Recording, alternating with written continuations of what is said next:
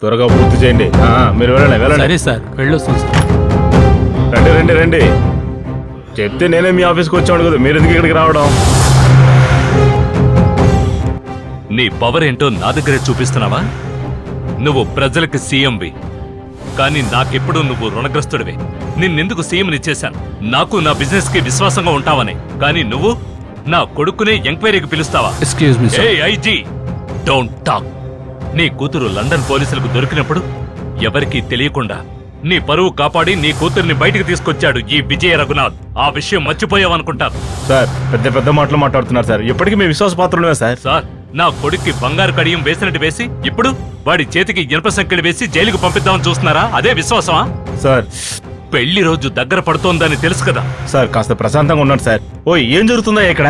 Sir, Jennifer murder కేసులో Jennifer ఈ hotel నుంచి బయటకు వచ్చే ముందు జెనిఫర్ కి సిద్ధార్థ్ కి పెద్ద గొడవ జరిగింది సార్. అందుకని నా కొడుకే నేరస్తుడని ఫిక్స్ అయ్యారా?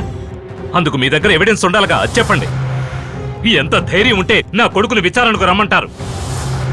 సార్, సీఎం గారే ఎవరైనా సరే యాక్షన్ తీసుకోమన్నారు.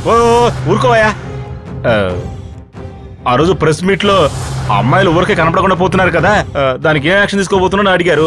అందుకని ఎప్పట్లాగే చట్టం తన పని చేసుకుంటుందని చెప్పాను. ఎప్పుడూ లేనిది ఇప్పుడు యాక్షన్ తీసుకుంటున్నారు, అది వీళ్ళ అబ్బాయి మీద. మిస్టర్ వీరభద్ర, ఈ మర్డర్కి సంబంధించి వీళ్ళ అబ్బాయిని ఏ ఎంక్వైరీకి పిలవకూడదు. లుక్, నా కొడుకు సిద్ధార్థకి ఈ జెనిఫర్ మర్డర్ కేసుకి ఎటువంటి సంబంధం లేదు. ఇప్పుడే మా అబ్బాయితో మాట్లాడి ఇక్కడికి వస్తున్నారు.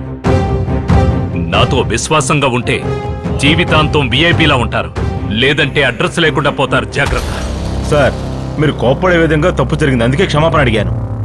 మీరు నవ్వితే బుగ్గలో సొట్టబడుతుంది, కానీ కోప్పడితే మేము ఎక్కడ పడతామో మాకే తెలీదు. మీరు ప్రశాంతంగా పెళ్లి పనులు చూడండి సార్, మేము ఉన్నాం కదా. నన్ను నమ్మండి సార్, నేను చూసుకుంటాను.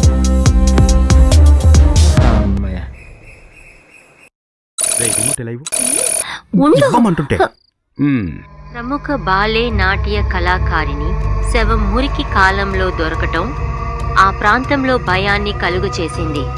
ఆ కళాకారిణి పేరు జెనిఫర్. ఇది హత్య, ఆత్మహత్య అనే విషయంపై పోలీసులు తీవ్రంగా ఎంక్వైరీ చేస్తున్నారు. ఆమెకి శత్రువులు ఎవరన్నా ఉన్నారా అని ఎంక్వైరీ చేస్తున్నారు. ఇలాంటి సంఘటనలు ఈ నగరంలో ఎక్కువైపోతున్నాయి. ఈ సంఘటనపై స్పందించిన ముఖ్యమంత్రి గారు నిందితులని వెంటనే పట్టుకోవాలని డీజీపీని ఆదేశించారు.